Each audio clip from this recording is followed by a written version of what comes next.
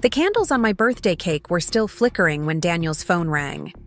He stepped onto our waterfront deck, Seattle's skyline glittering behind him like nothing was wrong. I watched through the glass as his expression shifted, not to, annoyance or concern, but to something like relief. When he returned, champagne in hand, he clinked glasses with mine and smiled.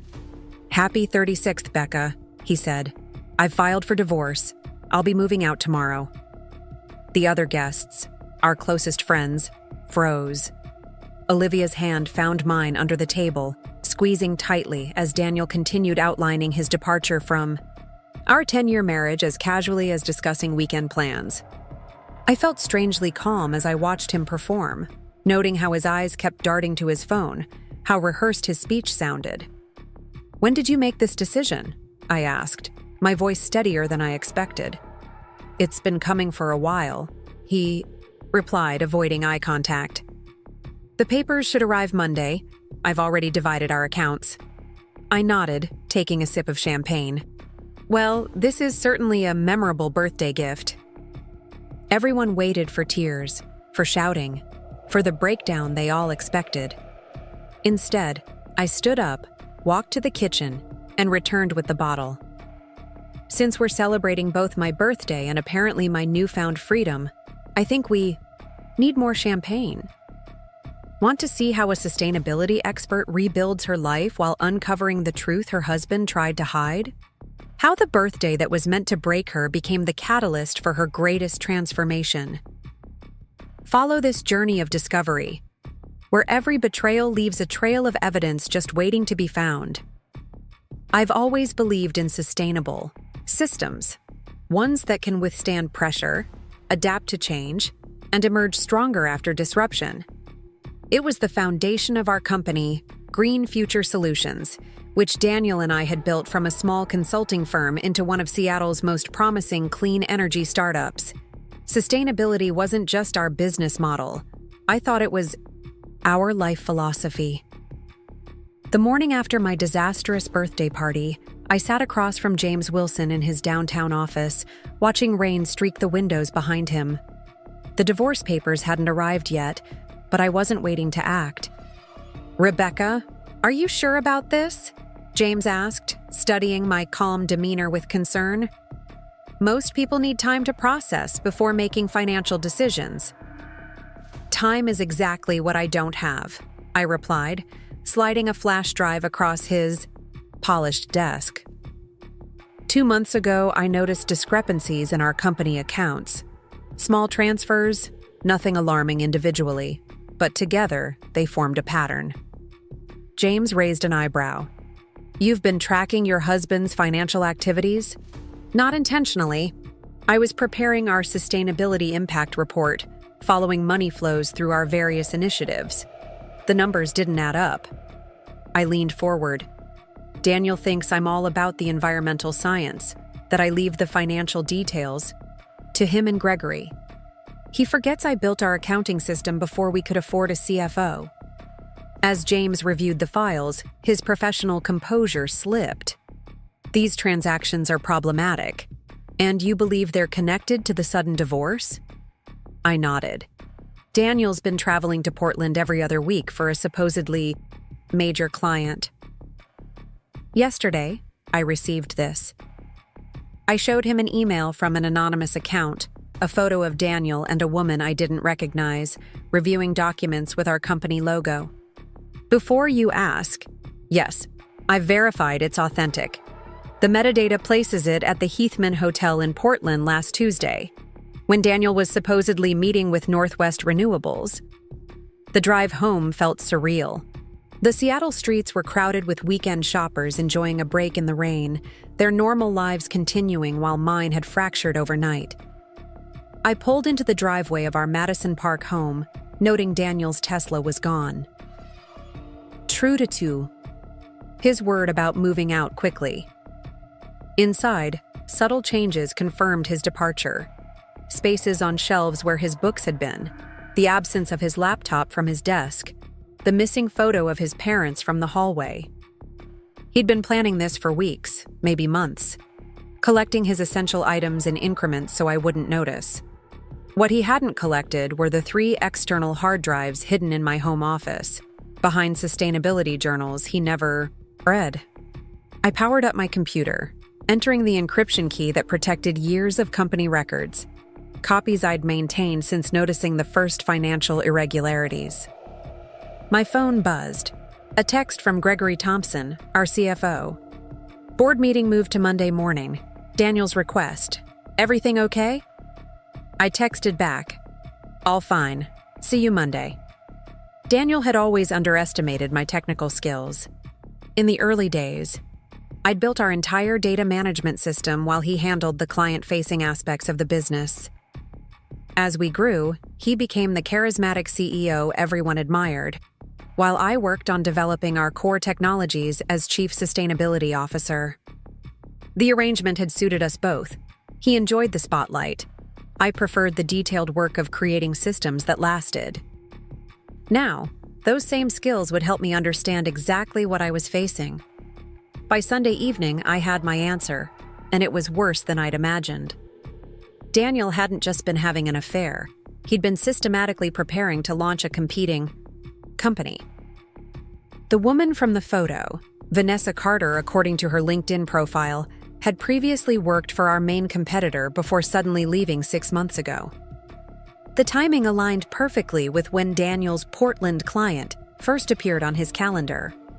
Financial records showed incremental transfers to an LLC registered in Portland, Green Horizon Partners, which had been incorporated 8 months earlier.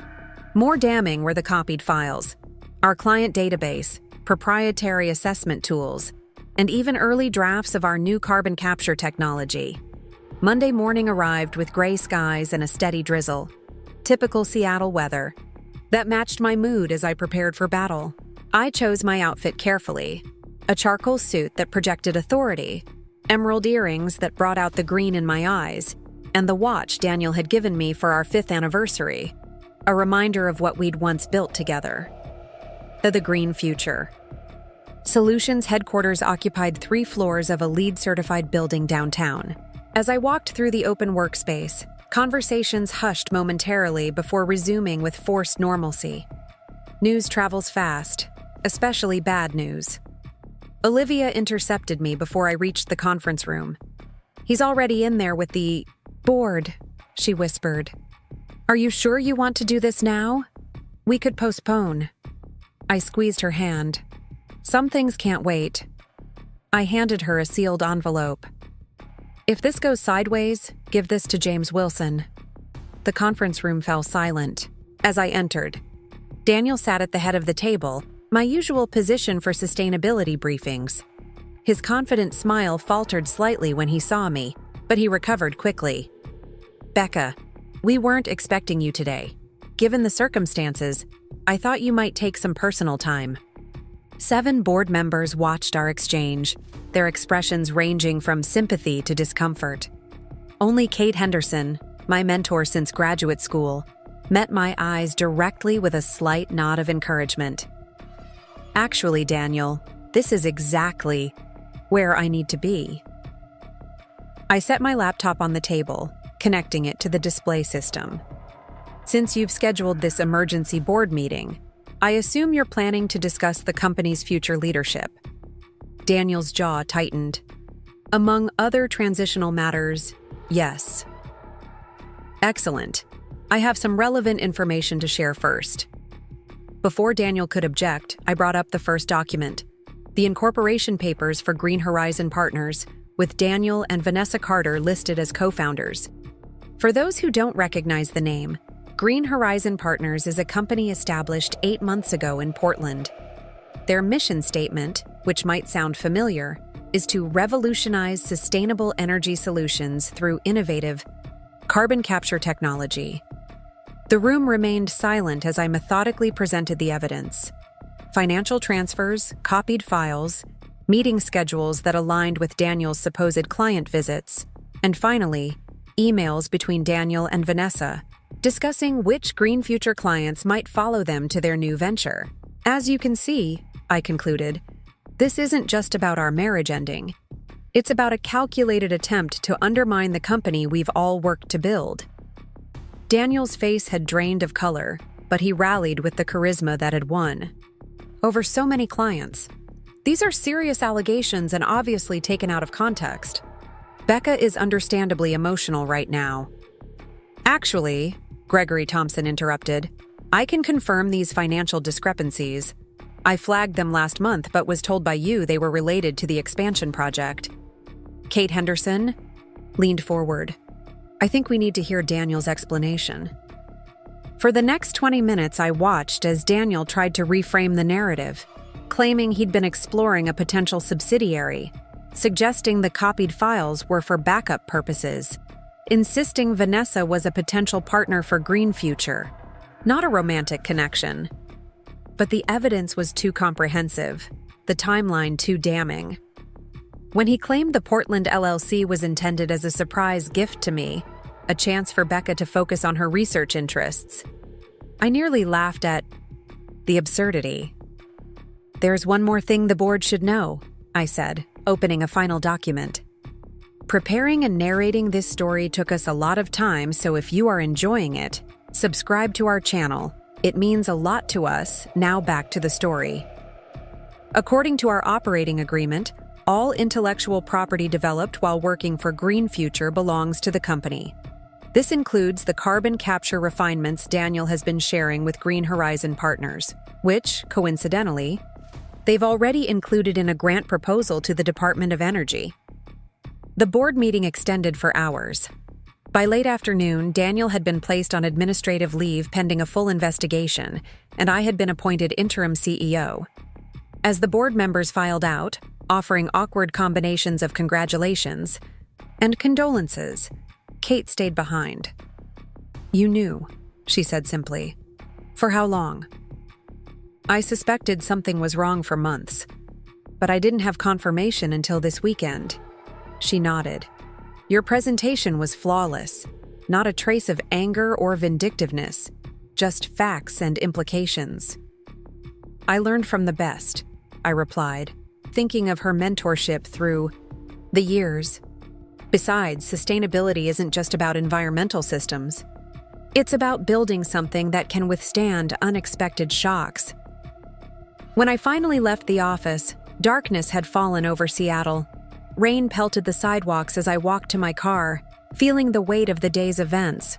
My phone buzzed with a text from Daniel. We need to talk. This isn't what you think. I didn't respond. There was nothing left to say. That night, alone in our house that suddenly felt too large, I allowed myself to feel everything I'd suppressed during the meeting. Anger, betrayal, grief for what I'd thought we had. But beneath those emotions was something unexpected, a sense of clarity and purpose I hadn't felt in years. The divorce papers arrived Tuesday morning via courier. I forwarded them directly to James without opening the envelope. Whatever financial settlement Daniel proposed would be irrelevant now that the board was aware of his activities. By Wednesday, whispers had become headlines in industry publications.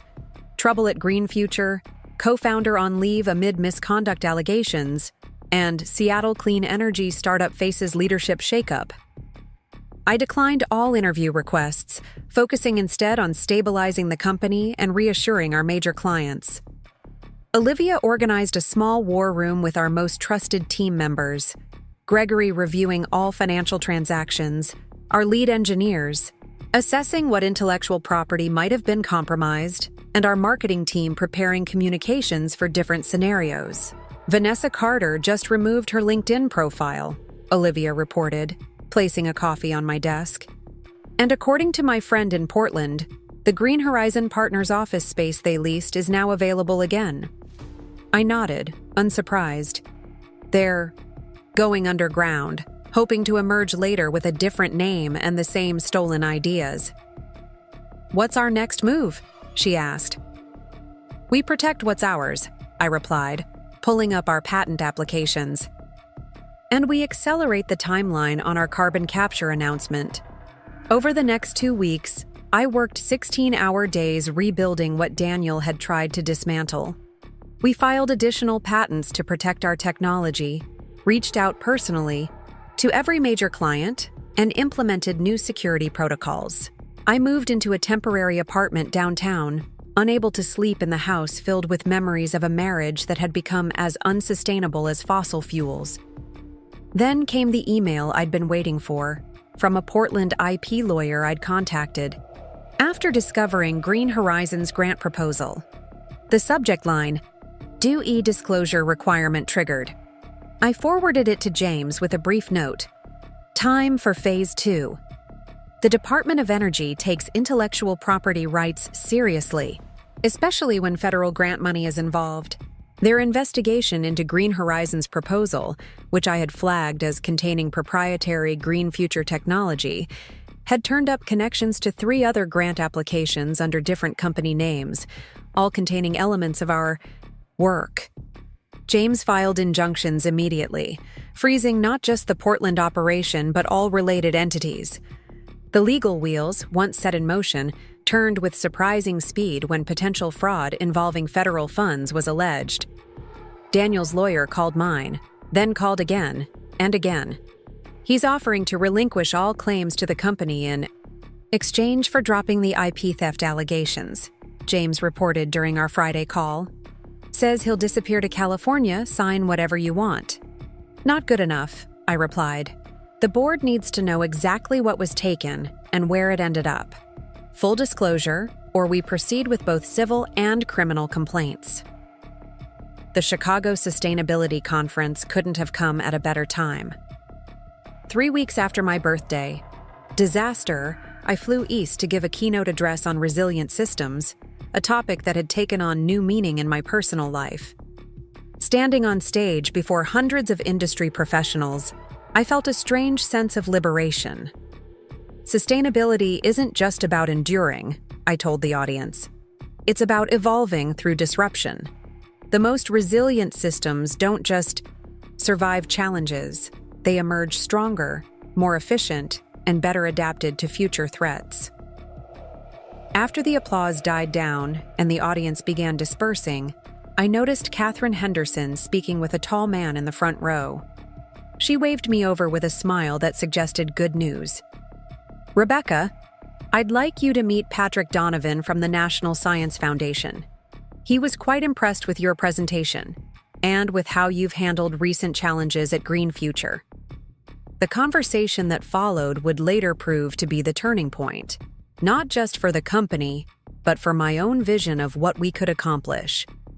By the time I returned to Seattle, we had a preliminary agreement for a major research partnership that would accelerate our carbon capture technology beyond anything Daniel had envisioned. The Monday morning staff meeting had a different energy than usual. I stood before our team, many of whom had pulled weekend hours to prepare for what I was about to announce. As most of you know, we've been through significant changes these past few weeks. Today, I want to talk about where we're going next. I pulled up our revised company roadmap. Thanks to the NSF partnership and our accelerated patent filings, we're now positioned to launch the next generation platform 6 months ahead of schedule. The room buzzed with excitement. These were the people who had stayed loyal, who had worked overtime to protect what we'd built together. They deserved this moment of triumph. One more thing, I added.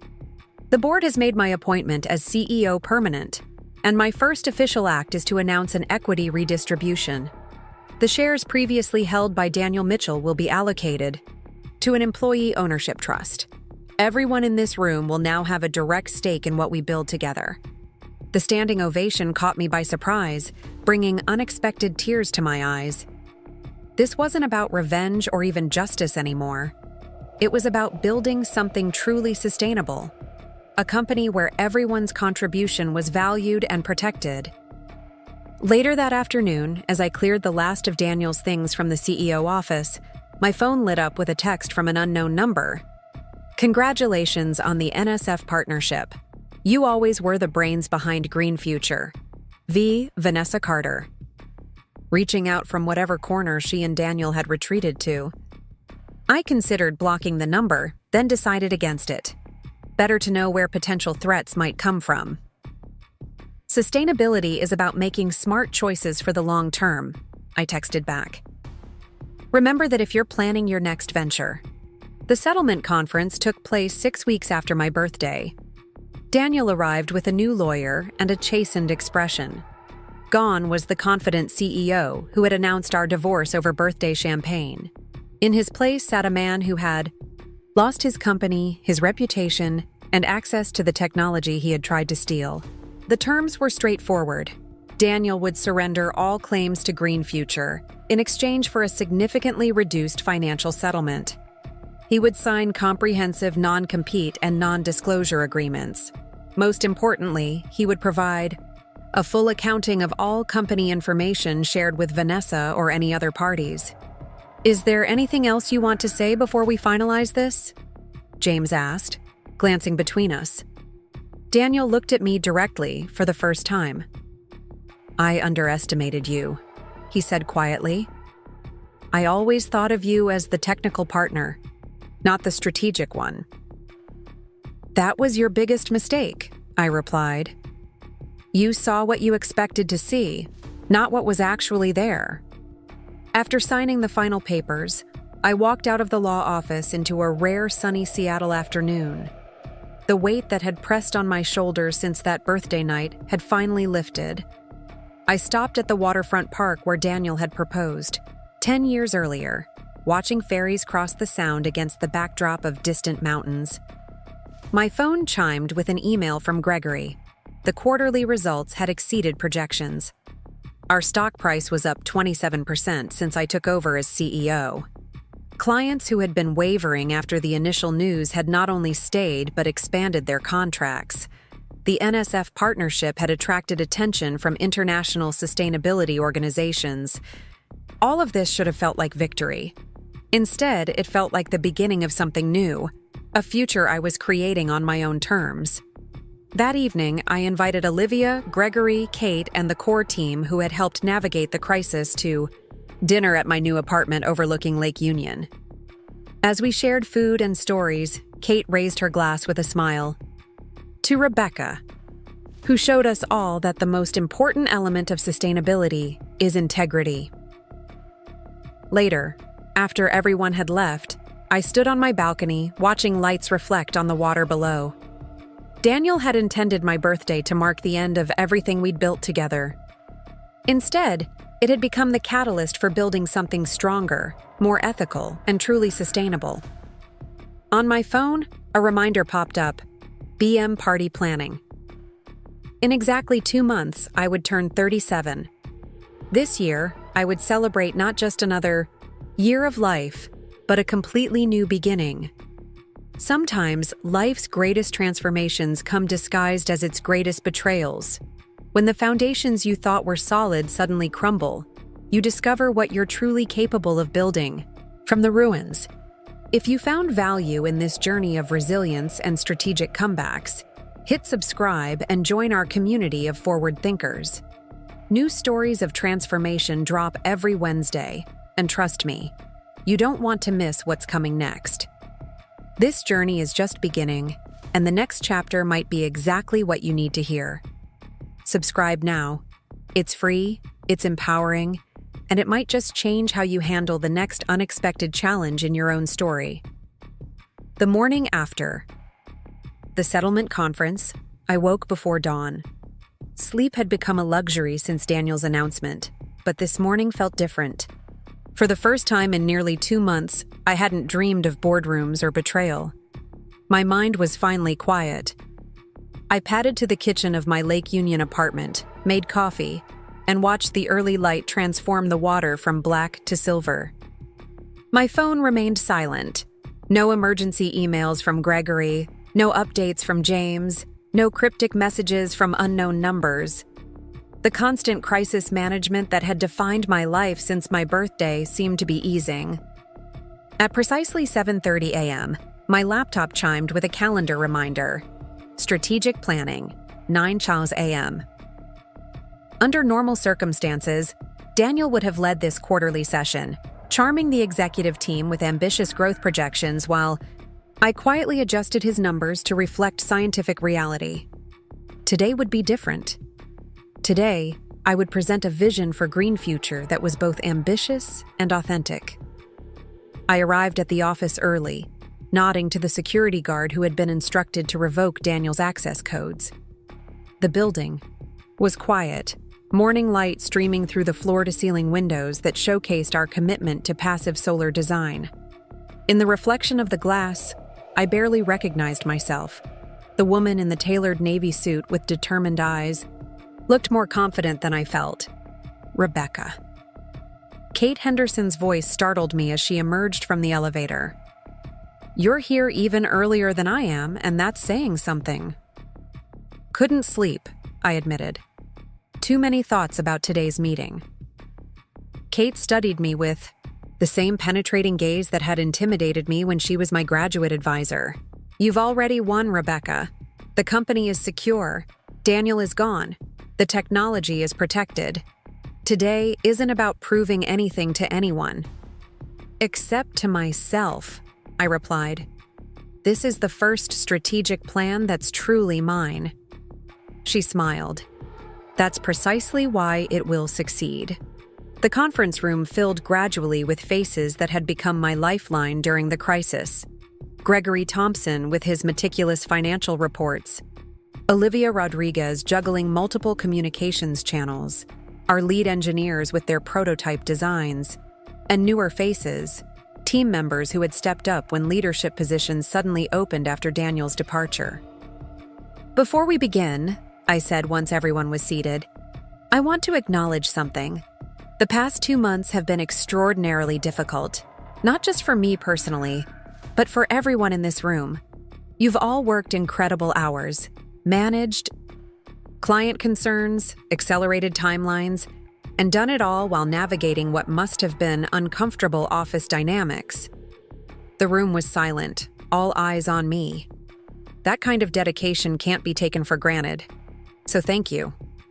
What we've preserved, and what we're building, is worth every late night and difficult conversation. I moved to the presentation screen, bringing up not the usual financial projections, but a satellite image of the Pacific Northwest. This is why we're here. Not the quarterly numbers, not the competitive positioning, though those matter too. We're here because climate adaptation needs solutions that work in the real world, at scale, with measurable impact. For the next 2 hours, we reimagined Green Future's trajectory. Without Daniel's emphasis on quick growth and flashy acquisitions, we could focus on our core strengths: carbon capture technology that actually worked, sustainable infrastructure that could be deployed in vulnerable communities, and data systems that helped municipalities adapt to climate realities. The energy in the room shifted from cautious to enthusiastic, as team members who had previously remained quiet under Daniel's leadership began offering substantive ideas. By noon, we had outlines for 3 major initiatives that would define the company's next phase, all building on our existing technology but taking it in directions Daniel had dismissed as too academic or not profitable enough. "This is ambitious," Gregory noted, reviewing the financial requirements, "but actually more feasible than what we were pursuing before. Less flash, more substance." "Exactly," I agreed. "We're not trying to be the fastest growing or most headline-grabbing company in the sector. We're trying to build solutions that actually address the climate crisis while building a sustainable business." As the meeting concluded, Kate caught my eye with an approving nod. This vision, practical but impactful, ambitious but grounded, was what had drawn her to mentor me years ago when I was just a graduate student with ideas too big for my laboratory.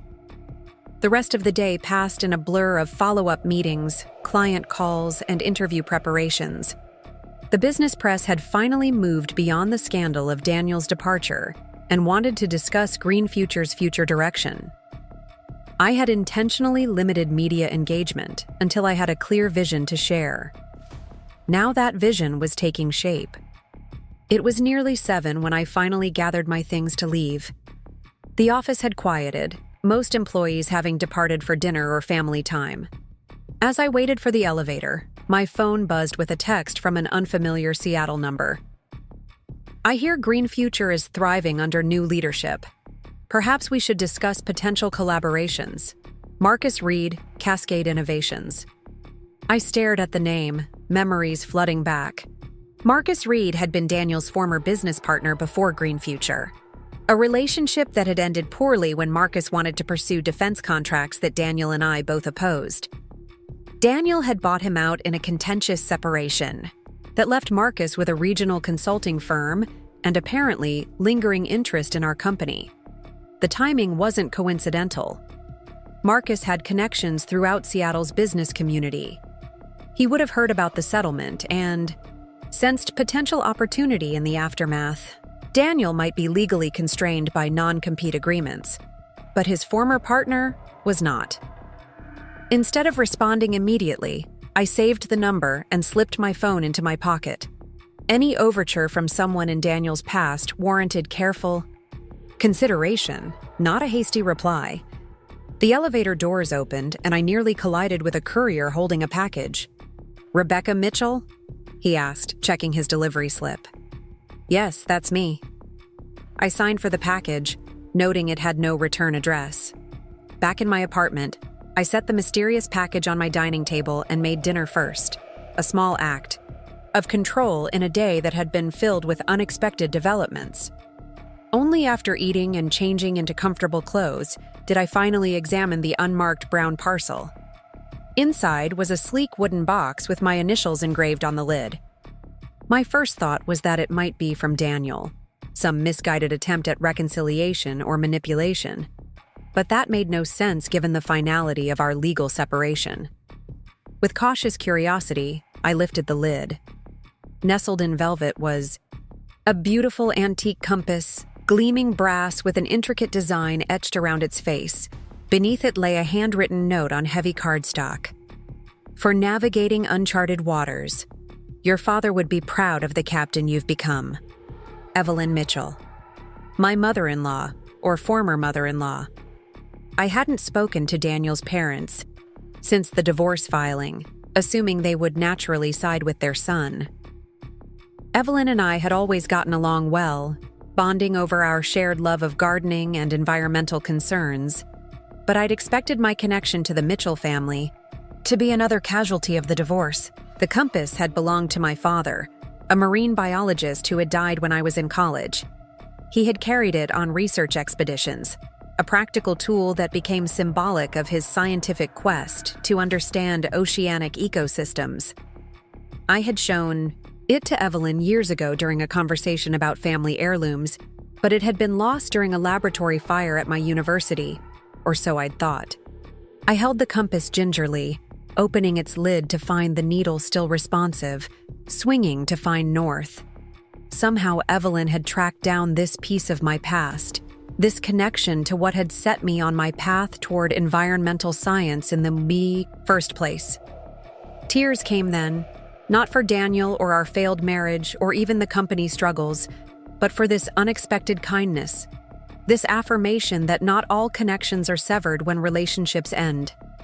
I hadn't allowed myself to cry during the public betrayal or the corporate maneuvering, but this quiet gift broke through defenses I hadn't realized I'd built. After composing myself, I called Evelyn. When she answered, her voice was cautious, but warm.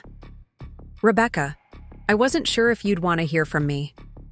"The compass is beautiful," I said, emotion making my voice unsteady. "How did you find it?" "Your old professor contacted me months ago, before all this happened. She'd discovered it in archived materials and remembered you'd mentioned the connection to your father. I had it restored as a birthday gift." Birthday. The day everything had changed. "I'm so sorry about the timing," Evelyn continued, "and about everything else. Daniel hasn't told us much, but I know enough to understand he's made terrible choices."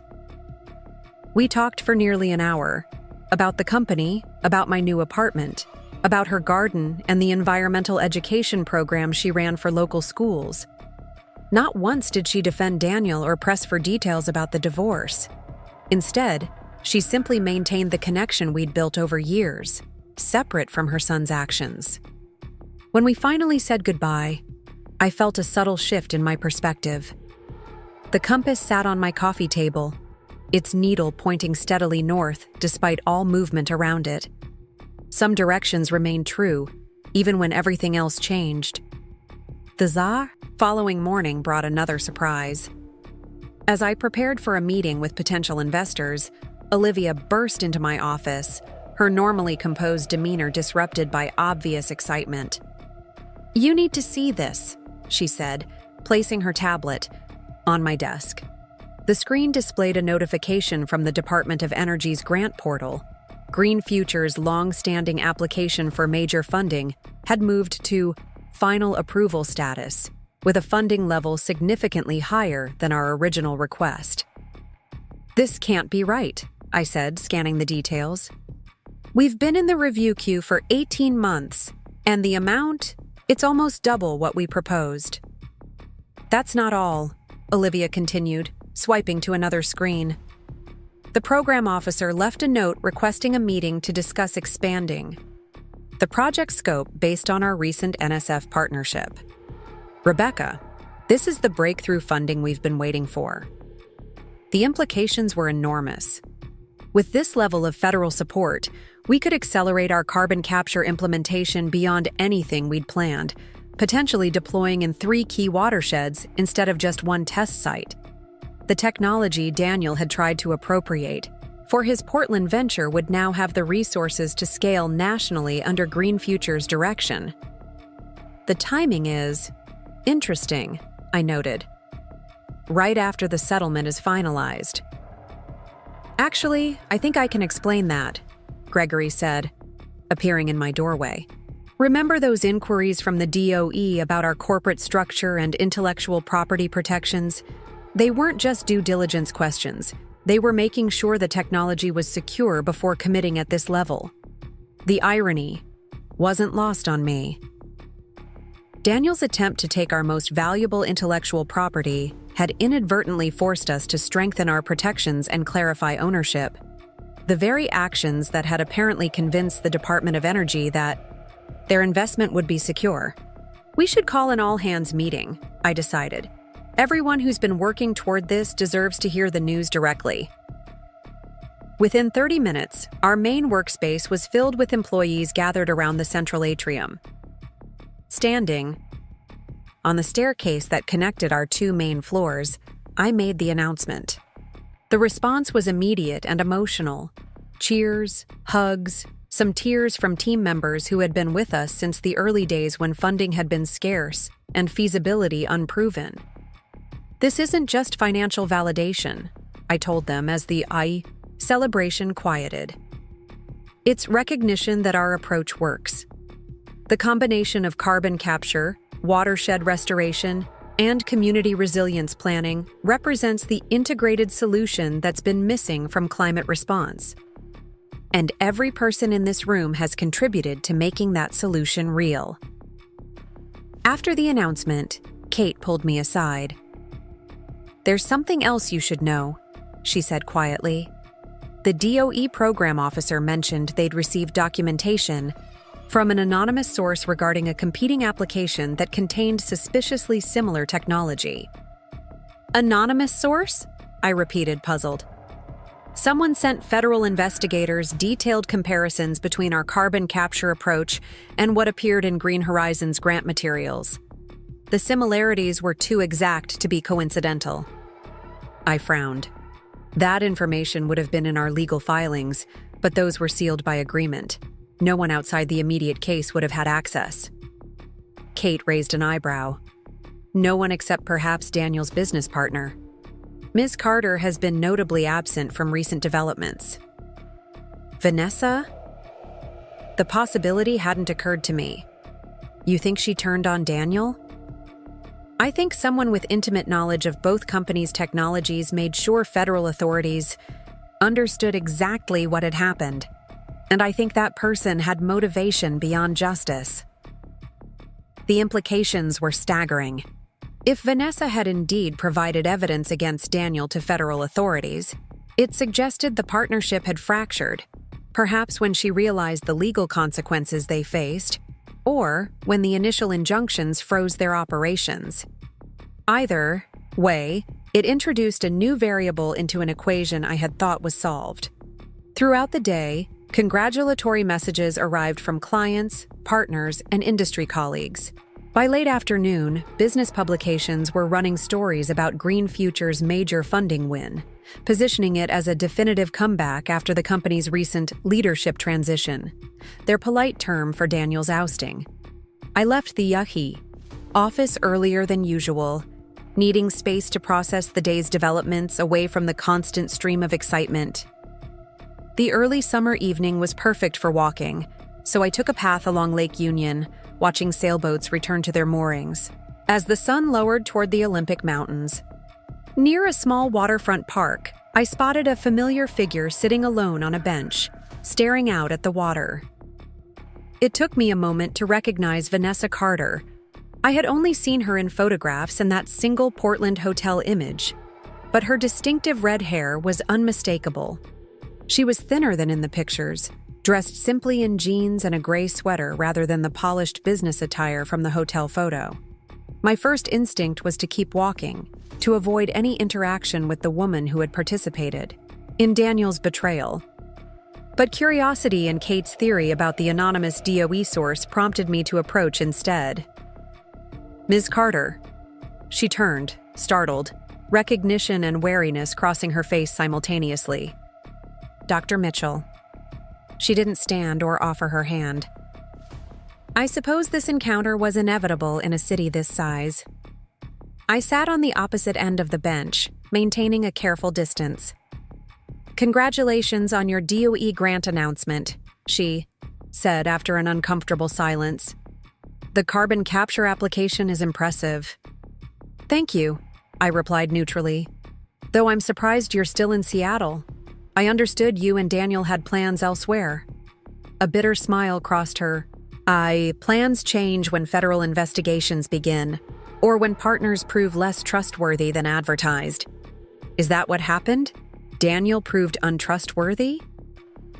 The directness of my question surprised even me. Vanessa studied me for a long moment before answering. "He said you were the technical genius, but he was the business visionary. He said you were naive about how innovation really works in this industry. He said taking your technology was actually doing you a favor because you'd never commercialize it properly." The casual cruelty of Daniel's assessment stung, even after everything else he had done. "And you believed him?" "At first." She looked back toward the water. "I've worked with startups for years.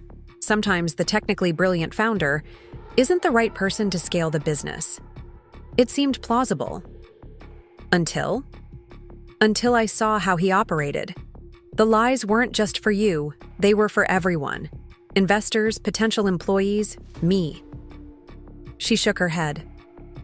By the time I realized the depth of his deception, we were already entangled in intellectual property theft with federal grant money involved. Not exactly a minor legal problem. I let the silence stretch, sensing she had more to say. "I made a deal with the federal investigators," she finally continued. "Full cooperation in exchange for immunity from prosecution. I provided everything: emails, development files, grant applications, the Portland LLC structure, all of it. So Kate had been right. Vanessa was the anonymous source." "Why are you telling me this?" I asked. "Because you deserve to know that not everyone gets away with what Daniel tried to do.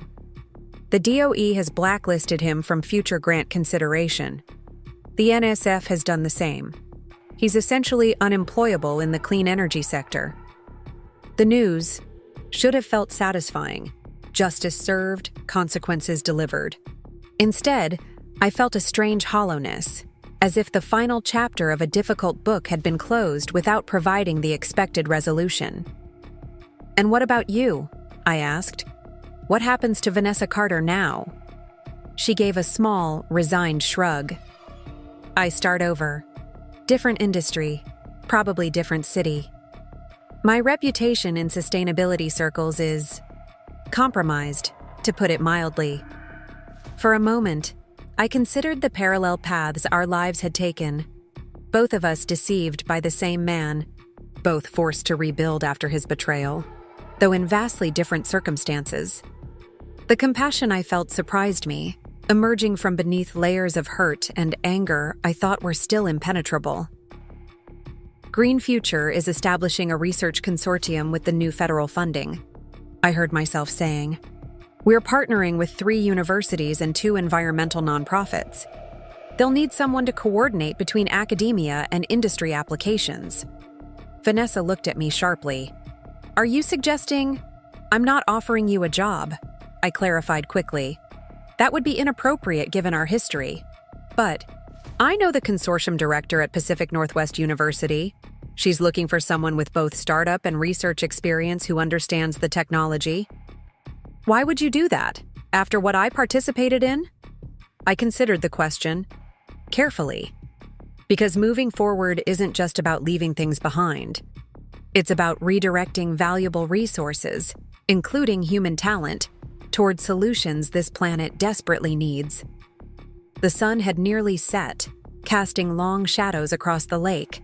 In the fading light, Vanessa looked both younger and more vulnerable than the confident businesswoman from the hotel photograph. I don't expect forgiveness, she said quietly. I'm not offering forgiveness, I replied, standing to leave. I'm offering a practical solution that serves a greater purpose than our personal history.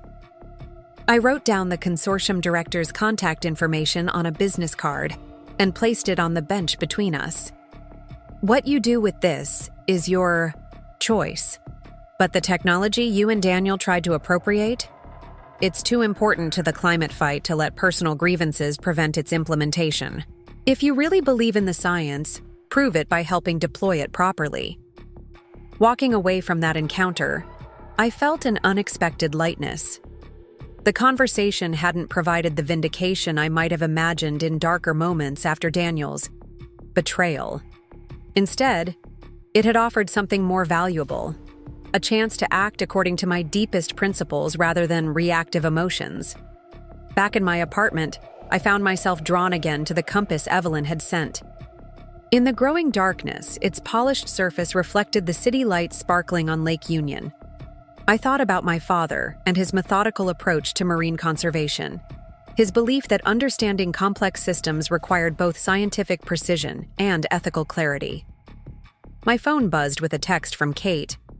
Consortium director called, says you suggested she speak with VC about the coordinator position. Bold move. Sure about this? Not entirely, I texted back honestly, but it feels like the right direction. That night, I slept deeply for the first time in months, without dreams of betrayal or corporate warfare. When morning came, I woke with the strange, disorienting sensation that something fundamental had shifted. Not in my external circumstances, which remained complex and demanding, but in my internal landscape. The crisis that had begun on my birthday had forced me to reclaim not just my company, but my own narrative. In protecting Green Future from Daniel's attempted appropriation, I had rediscovered the core purpose that had drawn me to environmental science long before I met him. The belief that sustainable systems must be built on integrity, both scientific and personal. As I prepared for another day leading the company through its transformation, I placed my father's compass on my dresser, its needle pointing steadily forward. Some directions remained true, regardless of the storms we navigate. To find them, the compass nestled in my palm felt like both a relic and a revelation. My father's initials were still visible on the back, faintly etched into the brass casing that had somehow survived a laboratory fire I'd been told destroyed everything. As I turned it over, memories surfaced of my father taking me on research expeditions along the Puget Sound, teaching me to navigate not just by instruments, but by understanding the natural world around me. I placed the compass on my bedside table before falling into a dreamless sleep. Morning arrived with unexpected clarity, both literal and figurative. The Seattle fog had lifted, revealing a crisp autumn day, and my own mental fog seemed to have dissipated as well. The compass had shifted something fundamental in my perspective. This wasn't just about surviving Daniel's betrayal anymore. It was about charting an entirely new course. The Green Future headquarters was buzzing when I arrived. News of our Department of Energy grant had spread throughout the industry overnight, and the lobby was filled with delivery people bringing congratulatory flower arrangements from clients and partners. Olivia intercepted me at the elevator, tablet in hand. 3 national news outlets want interviews about the grant and our carbon capture technology. The mayor's office called to discuss including our systems in the city's climate resilience plan. And the board wants to move up the quarterly meeting to discuss accelerated expansion. She handed me a coffee. Also, your 9 o'clock is waiting, in your office. My 9 o'clock? I frowned, checking my calendar. I don't have anything scheduled until 10. Olivia gave me a cryptic smile. Kate said to send him in when you arrived. Said you'd want to meet him immediately. Curious and slightly wary, I made my way to my office.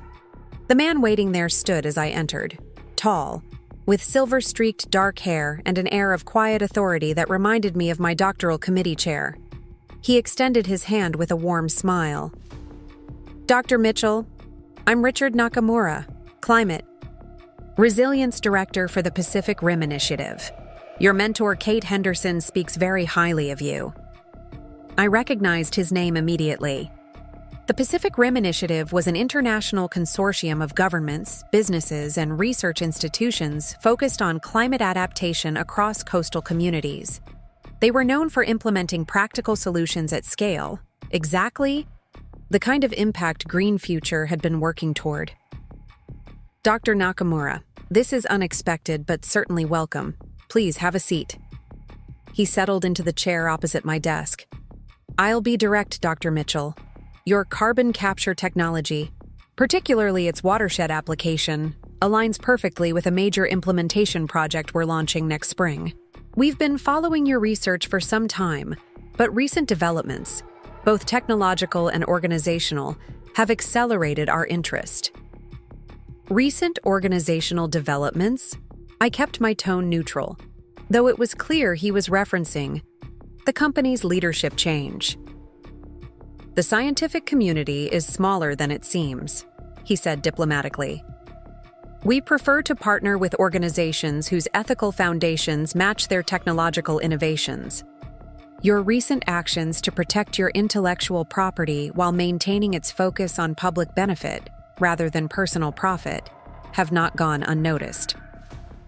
The conversation that followed was both exhilarating and surreal. Dr. Nakamura outlined a partnership opportunity that would implement Green Future's technology across 3 major Pacific watershed systems, from Alaska to Northern California initially, with potential expansion to Japan and South Korea. The scale was beyond anything I had imagined for our first major deployment, but the scientific approach was sound. This would require significant scaling of our production capacity, I noted, reviewing the preliminary numbers he presented. Our current manufacturing partnerships could handle perhaps 20% of this volume. That's precisely why we're approaching you now, he replied. With the DOE funding secured and our matching implementation budget, you would have the resources to establish regional manufacturing hubs in each deployment zone. Not outsourcing, actual Green Future facilities employing local workers trained in your specifications. By the time our impromptu meeting concluded, my mind was racing with possibilities. Dr. Nakamura left a comprehensive proposal for my review, with a follow-up meeting scheduled for the following week. After he departed, I sat quietly in my office, absorbing the magnitude of what had just been proposed. This wasn't merely a business opportunity, it was the potential fulfillment of Green Future's core mission, technology deployed at a scale that could genuinely impact regional carbon sequestration. Kate appeared in my doorway, her expression expectant. I take it Richard made a compelling case? You knew about this, I realized. For how long? The Pacific Rim Initiative approached Me confidentially after news of your legal actions against Daniel became public. They were already evaluating your technology, but had concerns about corporate stability given the rumors circulating about a potential sale. So they waited to see whether I would fight or surrender. The irony wasn't lost on me. Daniel's attempt to steal and commercialize our technology had inadvertently created the perfect opportunity to implement it properly, with partners who valued its environmental impact over quick profit. They waited to see what kind of leader you were, Kate corrected, and they clearly approve of what they've found. The remainder of the morning passed in a whirlwind of meetings. By lunchtime, I needed air and space to think, so I slipped out for a walk along the harbor. The familiar scent of salt water and the distant cry of seagulls centered me as I considered how dramatically my prospects had shifted in the week since Daniel's birthday announcement. Lost in thought, I nearly collided with a man rounding the corner of the pier walkway. "I'm sorry, I began, then stopped abruptly as recognition dawned. Marcus Reed looked as surprised as I felt. Daniel's former business partner had aged since I'd seen him last, the ambitious entrepreneur now showing streaks of gray at his temples and lines around his eyes that spoke of hard lessons learned. He recovered quickly, his familiar, confident smile emerging. Rebecca Mitchell. I was beginning to think my text would go unanswered indefinitely. "I've been busy," I replied, maintaining professional distance. Green Future is navigating significant changes. "So I've heard. Congratulations on the DOE grant and on outmaneuvering Daniel, a feat I once would have considered impossible." His tone held a mixture of admiration and something harder to identify. I meant what I said about potential collaborations. Cascade Innovations has capabilities that might complement your expansion plans. "How would you know about our expansion?" "Plans?" I asked sharply. He shrugged. "Seattle's tech community runs on information, Rebecca. You know that. Word travels fast when federal money starts flowing and international partnerships are being discussed." The mention of international partnerships, something Dr. Nakamura had only presented hours earlier, sent a warning signal through my mind. Either Marcus had extraordinary information sources, or he was fishing for details with remarkable precision. "I appreciate the interest, Marcus, but any potential partnerships would need to go through proper channels. Our business development team evaluates all proposals according to specific criteria." His smile tightened almost imperceptibly. "Of course. Though I thought given our history, a more personal approach might be appropriate." "Our history?" I raised an eyebrow. "You mean your contentious partnership with my ex-husband? A partnership that ended because you wanted to pivot toward military applications, while we insisted on civilian environmental solutions?" "Ancient history," he said, waving dismissively. "People change. Priorities evolve. Cascade has entirely divested from defense contracts. We're focused exclusively on civilian applications now." I studied him, remembering how convincing he had been in the early days when he, Daniel, and I had first discussed forming a company together. Marcus had always been persuasive. It was what made him effective at securing investors. It was also what had made his eventual pivot toward military contracts feel like such a betrayal of our original vision. "Send your proposal to our business development office," I said finally. "If it aligns with our current direction, they'll follow up." He nodded, apparently accepting the boundary. "Fair enough. Though I hope we might continue this conversation more personally at some point. Perhaps dinner, to discuss old times and new opportunities." "I don't think that would be appropriate," I replied firmly. "Professional channels exist for a reason, Marcus." As I turned to continue my walk, he called after me. "Daniel always underestimated you, Rebecca. I never made that mistake." I didn't turn back, but his words followed me down the pier. The encounter left me unsettled, not just because of Marcus himself, but because of the timing. Less than 24 hours after the official announcement of our DOE funding, Figures from the past were already emerging, drawn to the resources and opportunities now flowing toward Green Future. When I returned to the office, I asked Olivia to gather everything we had on Cascade Innovation's recent activities, particularly any connections to Daniel or Green Horizon partners, I added, and any shift away from defense contracts, as Marcus claims. "Already on it," she replied. "After his text last night, I started a preliminary file. It's interesting reading." By late afternoon, I had a clearer picture. Cascade had indeed shifted away from defense work, but only after losing a major contract due to ethical concerns raised by government oversight. Their subsequent civilian focus appeared to center on acquiring smaller environmental startups, stripping their intellectual property, and integrating it into Cascade's portfolio while dissolving the original companies. The pattern was disturbingly familiar. Identify valuable innovation, extract it through acquisition rather than genuine partnership, then discard the original creators. It was precisely what Daniel had attempted with our technology, just through a different mechanism. More concerning was a single reference buried in Cascade's recent investor presentation, a mention of advanced carbon sequestration technology currently in development. The description was vague, but contained terminology suspiciously similar to our proprietary approaches. "He's fishing," I murmured, reviewing the document with Gregory and our legal counsel. "He knows Daniel's attempt failed, but he's hoping to access our technology through a back door, a legitimate business partnership." "Which means Daniel may have shared more with him than we realized," Gregory noted grimly, "despite the non-disclosure agreements. The revelation triggered a new wave of security protocols within Green Future. We accelerated our patent filings, implemented additional data protection measures, and carefully reviewed all current business relationships for potential vulnerabilities. Rather than paralyzing us with paranoia, however, the situation clarified the value of what we had created and the importance of protecting it properly. That evening, as I worked late finalizing the preliminary response to Dr. Nakamura's proposal, Kate appeared in my office doorway with 2 cups of tea. "I heard about your encounter with Marcus Reed," she said, placing a steaming cup on my desk. "Old ghosts rising from the past." "More like opportunists circling new resources," I replied, accepting the tea gratefully. "Though I suppose that's to be expected given recent developments." Kate settled into the chair across from me.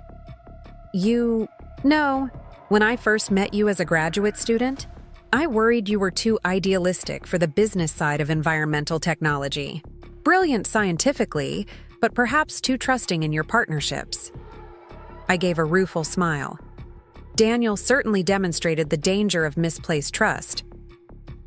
"And yet," she continued thoughtfully, "what impresses me now isn't that you've become cynical or defensive. It's that you've become selective, discerning which partnerships truly align with your vision and which merely exploit it." "Like choosing the Pacific Rim Initiative over Cascade Innovations?" I asked. "Precisely. One seeks to implement your technology for its intended purpose at meaningful scale. The other seeks to acquire it for portfolio diversification and investor appeasement." She sipped her tea. "That's not cynicism, it's wisdom. There's a difference." Her observation stayed with me as I finally left the office shortly before midnight. The Seattle skyline glittered against the dark water of the Sound, the city's beauty undiminished by the complexities and challenges it contained. Somewhere in that urban landscape, Marcus Reed was probably plotting his next approach.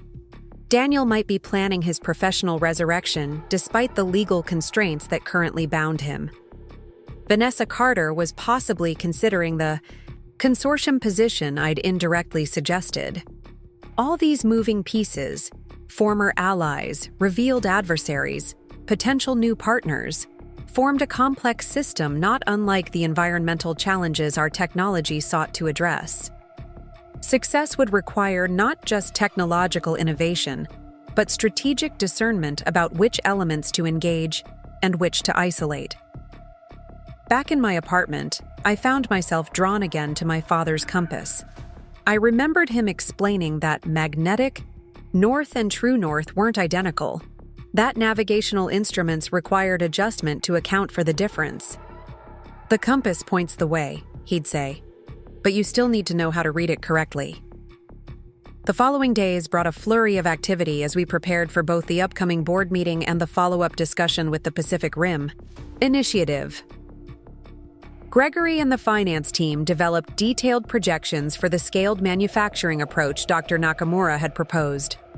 Our engineers refined deployment specifications for diverse watershed conditions. The legal team drafted partnership frameworks that protected our intellectual property while enabling the broad implementation we sought. Through it all, I felt an increasing sense of purpose. Not just personal vindication after Daniel's betrayal, but genuine excitement about the impact our work might have.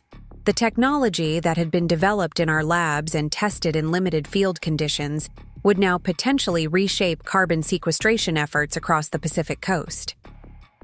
3 days after my encounter with Marcus, Olivia rushed into my office, just as I was preparing to leave for a meeting with our manufacturing partners. "Rebecca, you need to see this immediately," she said, placing her tablet on my desk with unusual urgency. The screen displayed a business news article with a headline that made my stomach clench. "Former Green Future CEO resurfaces as advisor to Cascade Innovations." The article described Daniel's new role providing strategic guidance on sustainability initiatives to Marcus Reed's company, a position carefully crafted to technically comply with his non-compete agreement while clearly violating its spirit. The arrangement had apparently been finalized just days earlier, though the groundwork had likely been laid weeks before. "This explains Marcus's sudden interest in collaboration," I said, scanning the article for details. "And his knowledge of our expansion plans." "There's more." Olivia swiped to another screen. An interview with Daniel published in a sustainability trade publication. In it, he positioned himself as the visionary behind Green Future's core technology, claiming that while legal arrangements prevented him from directly implementing his innovations, he was committed to ensuring they reach their full potential through appropriate industry partnerships. The calculated misrepresentation made my blood boil. Daniel had consistently resisted investing in our carbon capture research during its early development, only embracing it once preliminary results demonstrated commercial potential.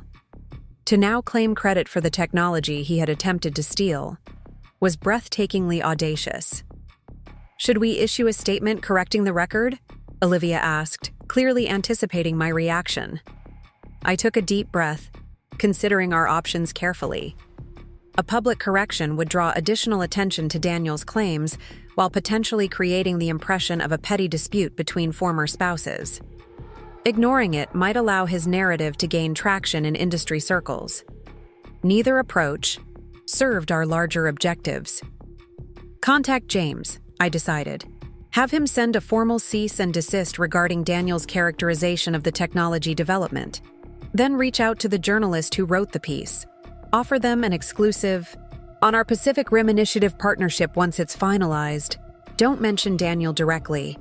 Just present the accurate history of our technology development as part of the larger story.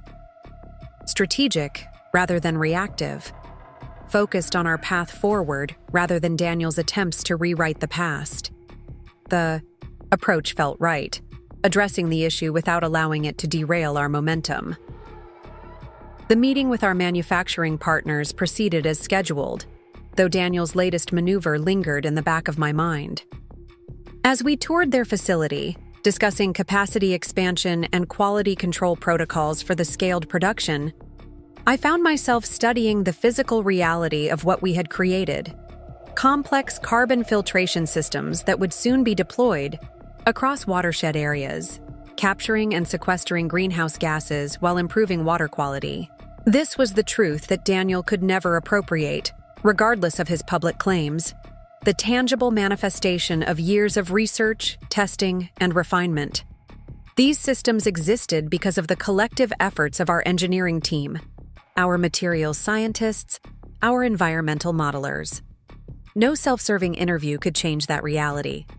By the time I returned to the office late that afternoon, James had already sent the cease and desist letter, and Olivia had arranged for the journalist to visit our facilities the following week. More significantly, Dr. Nakamura had confirmed his interest in proceeding with the partnership following our preliminary response to his proposal. He specifically mentioned expediting the agreement, Olivia noted. Apparently, news of Daniel's new advisory role has reached them as well. They want to ensure the implementation proceeds without complications. Then we'll need to accelerate our timeline, I replied.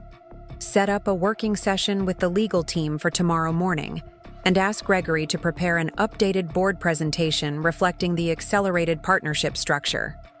That evening, rather than working late at the office, I decided to clear my head with a visit to the university research facility, where much of our core technology had been initially developed. The campus was quiet as I made my way to the environmental engineering building, many students and faculty having already departed for the day. The laboratory still felt like home in many ways. The familiar equipment, the faint chemical smell, the whiteboards covered in equations and process diagrams. This was where the journey had begun, long before Green Future existed as a company. I had spent countless hours here as a graduate student and later as a research fellow, developing the theoretical foundations that would eventually become our carbon capture systems.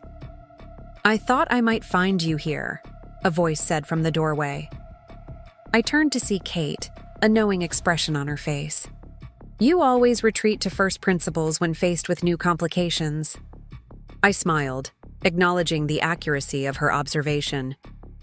Daniel's new advisory role with Cascade feels like a direct challenge. I wanted to remind myself what this was all about before he got involved, before it became about corporate ownership or personal credit. Kate moved to stand beside me, both of us gazing at the prototype filter system still maintained in the lab for teaching purposes. You know, I remember when you first proposed this approach. Most of the faculty thought it was too ambitious. Trying to address both carbon sequestration and water quality simultaneously seemed like overreaching. They weren't entirely wrong, I admitted.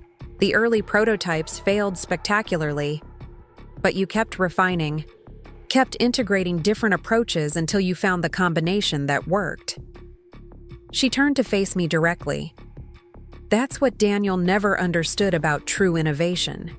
It's not about claiming credit for the breakthrough moment. It's about the persistent refinement process that makes a good idea into a working reality. Her words resonated deeply, capturing something essential about both the scientific process and my current situation. The pathway forward wasn't about countering each of Daniel's moves or claims. It was about persistent refinement of our approach, in technology, in business strategy, in partnership selection.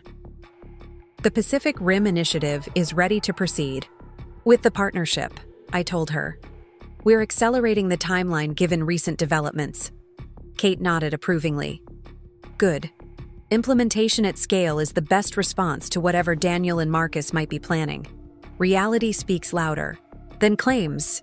As we left the laboratory together, Kate mentioned that she had received an interesting email earlier that day, a notification from a former colleague now working at a federal regulatory agency. Apparently, there's increased scrutiny of Cascade, Innovation's recent activities, she said casually. Something about potential misrepresentations in federal contract applications. Nothing directly related to their sustainability claims, but certainly relevant to their overall credibility. I glanced at her sharply. You didn't. I merely ensured that relevant information reached appropriate channels, she replied with innocent precision. Academic colleagues share insights all the time. It's called peer review. I couldn't help but smile at her strategic maneuvering. Kate had always operated with impeccable ethical standards, but remarkable effectiveness within those boundaries. It was one of many lessons I had absorbed from her mentorship over the years. The following morning brought another unexpected development. As I arrived at the office, Gregory was waiting by the elevator, an expression of cautious optimism on his face. "Vanessa Carter contacted the consortium director," he reported as we walked toward the conference room where the legal team was already gathering. "She's interviewing for the coordinator position next week." The news was surprising, but not entirely unexpected. Vanessa's whistleblowing to federal authorities suggested someone with both self-preservation instincts and perhaps some remaining ethical boundaries. Taking the consortium position would offer her a path to rebuild her professional credibility while working with the technology legitimately. "That's interesting," I replied carefully. "Though it could certainly complicate matters if she's hired." "The director is fully aware of the history," Gregory assured me. "Carter was transparent about her involvement with Daniel and Green Horizon. Apparently, she's also providing additional information about their operations that might be relevant to our ongoing legal protections. This new wrinkle would require careful navigation, ensuring appropriate professional boundaries, while potentially benefiting from Vanessa's insider knowledge of Daniel's operations. Another complex element in an already intricate situation. The working session with the legal team focused on establishing a framework for the Pacific Rim Initiative partnership that would proceed regardless of whatever countermoves Daniel and Marcus might attempt. By mid-morning, we had a clear path forward, accelerated but thorough, with multiple layers of protection for both our intellectual property and the implementation objectives. As the meeting concluded, my assistant appeared with an unexpected message. Evelyn Mitchell was in the lobby, asking if I had time to see her. My former mother-in-law's visit was surprising, but not unwelcome. I found her waiting in our reception area, elegant as always in a simple blue dress, her silver hair swept into its characteristic neat bun. When she saw me, her face lit up with genuine warmth. "Rebecca," she said, embracing me briefly. "I hope it's not an imposition to visit your workplace. I was downtown for a garden society meeting and thought perhaps you might have time for coffee." We settled in a small conference room away from the main work areas, where Olivia had arranged for coffee and privacy. Despite the potentially awkward circumstances, conversation flowed easily between us. Evelyn asking thoughtful questions about the company's recent developments, sharing updates about her environmental education program, carefully avoiding direct mentions of Daniel. Finally, as we finished our coffee, she addressed what must have been at least part of her reason for visiting. "I saw Daniel's interview," she said quietly. "His claims about the technology development. I maintained a neutral expression, unsure of her perspective on the situation. Despite the compass gift in our phone conversation, I couldn't assume she would side against her son in a public dispute. Robert and I were quite upset by it," she continued, surprising me. "It's not the truth, and we raised him to be better than that." Robert was Daniel's father, a retired engineer who had always treated me with quiet respect during family gatherings. "Thank you for saying that," I replied, genuinely touched by her integrity. "It's been challenging to address without seeming petty or vindictive." Evelyn nodded, understanding. "Which is precisely what he's counting on. When you've built your career on substantive work rather than self-promotion, defending against misrepresentation becomes doubly difficult." Her insight into the dynamic was remarkably precise, another reminder that Evelyn had navigated her own professional path as one of the first female landscape architects in a male-dominated field. She understood the particular challenges of having one's work appropriated or misattributed. "Robert and I have been discussing how we might help clarify the record," she continued. "We've drafted a letter to the editor of the journal that published the interview, simply stating the factual history of the technology development as we observed it over the years. Would that be helpful, or would it further complicate matters? For you?" The offer was unexpected and touching. Daniel's own parents voluntarily setting the record straight based on their observation of the actual work that had gone into the technology development. That would be incredibly meaningful, I said sincerely. Not for my personal vindication, but for the research team who devoted years to developing these systems. They deserve proper recognition for their work. As Evelyn prepared to leave, she paused at the door. Rebecca, I want you to know something. When Daniel told us about the divorce, after the fact, I might add, he tried to frame it as a necessary business decision.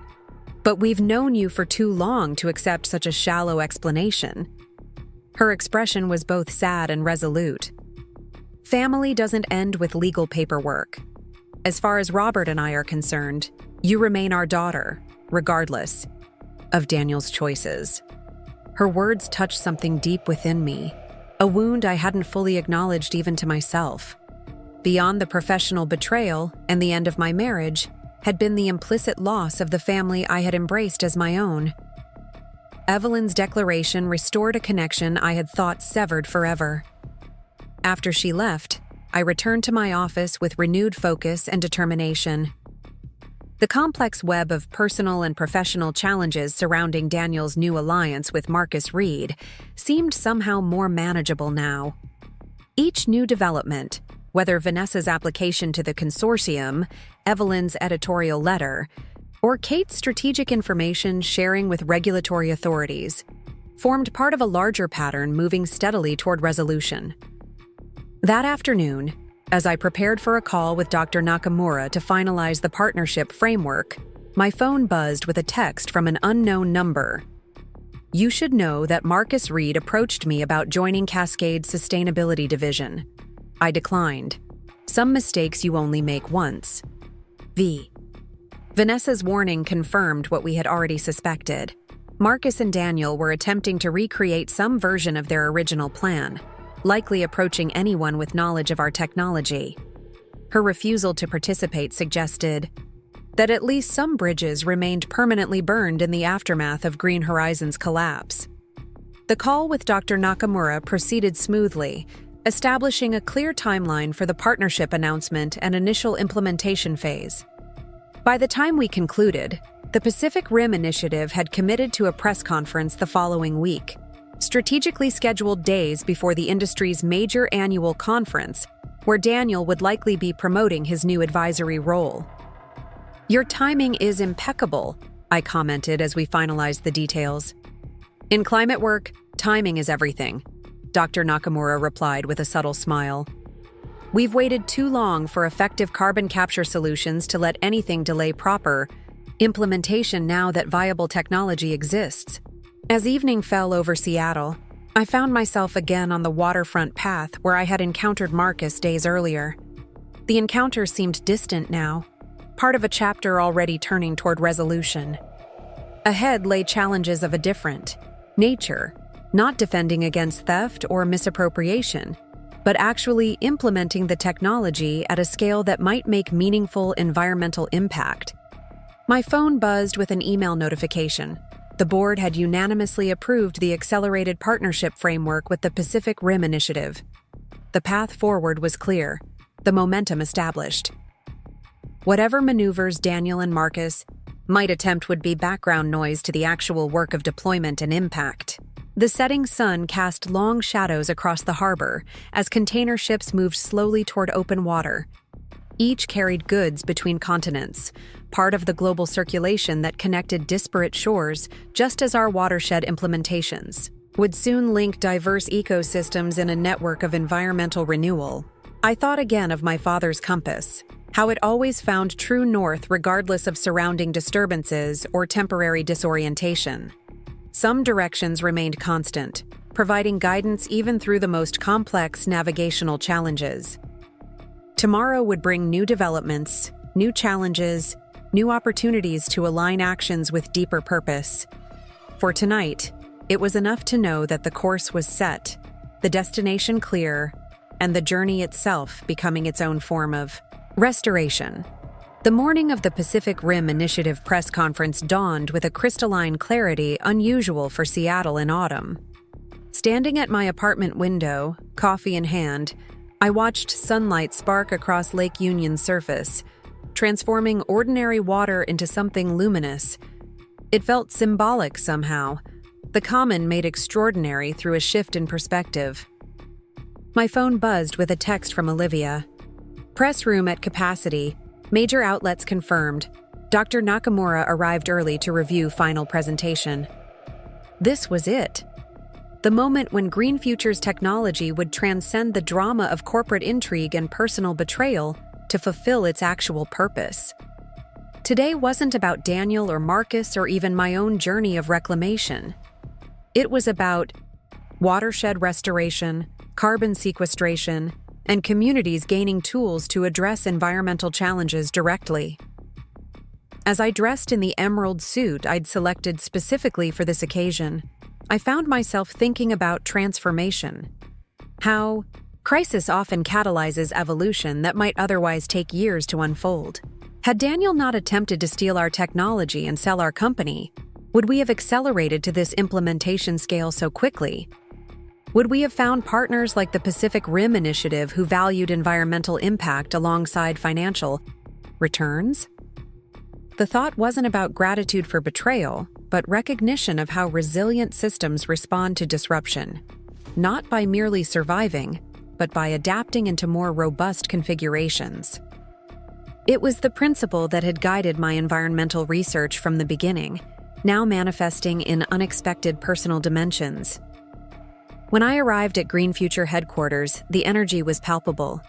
Staff members who normally worked behind the scenes had gathered to witness this milestone. Our engineers, who had spent countless hours refining filtration systems, stood alongside marketing specialists who had struggled to explain complex technology to non-technical audiences. Together, they formed the ecosystem that had nurtured innovation through years of development, testing, and refinement. Gregory met me at the elevator, tablet in hand. Final implementation timeline confirmed. Manufacturing capacity secured for Phase 1 deployment. Press packets distributed. He paused, allowing a rare smile to break through his typically serious demeanor. We're ready. The press conference itself unfolded with a precision that belied the complex coordination behind it. Dr. Nakamura opened with context about climate vulnerability across Pacific coastal regions, establishing the urgent need for scalable solutions. Kate Henderson followed with the scientific foundations of our approach, explaining in accessible terms how the technology functioned across diverse watershed conditions. When my turn came to speak, I stepped to the podium feeling strangely calm. The cameras and journalists faded to peripheral awareness as I focused on communicating the essence of what we had created and why it mattered. What we're announcing today isn't merely a business partnership or technology deployment, I began. It's a commitment to the principle that meaningful environmental solutions must be both scientifically sound and practically implementable. Too often, promising innovations remain trapped in laboratories or pilot projects, never reaching the scale necessary for significant impact. I gestured toward the visualization behind me, showing the initial implementation sites, from Alaska's Inside Passage to Oregon's coastal watersheds. With the Pacific Rim Initiative's international coordination and Green Future's carbon capture technology, we're bridging that gap between potential and practical application. These systems will be manufactured locally in each region, creating sustainable jobs while deploying sustainable technology. The questions afterward were thoughtful and substantive, focused on technical specifications, implementation timelines, and measurable impacts rather than corporate drama. One, financial. Journalists did eventually raise the inevitable. Dr. Mitchell, your former husband recently claimed development credit for this technology in his new advisory role at Cascade Innovations. How do you respond to those assertions? I had prepared for this moment, knowing it would likely arise. Green Future's carbon capture technology was developed by our research team over many years of dedicated work. Our patent filings and academic publications document this development process transparently. I'm focused today not on individual credit claims, but on ensuring this technology reaches communities that need it. Implementation matters more than attribution. My response drew subtle nods from several environmental reporters who understood the value of focusing on impact rather than engaging in personality disputes.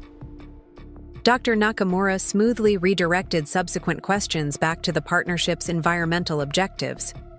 As the press conference concluded and journalists began filing out, many pausing to request follow-up interviews, I noticed a familiar figure at the back of the room, Evelyn Mitchell, accompanied by her husband, Robert. They hadn't mentioned attending, but there they stood, offering quiet support from a respectful distance.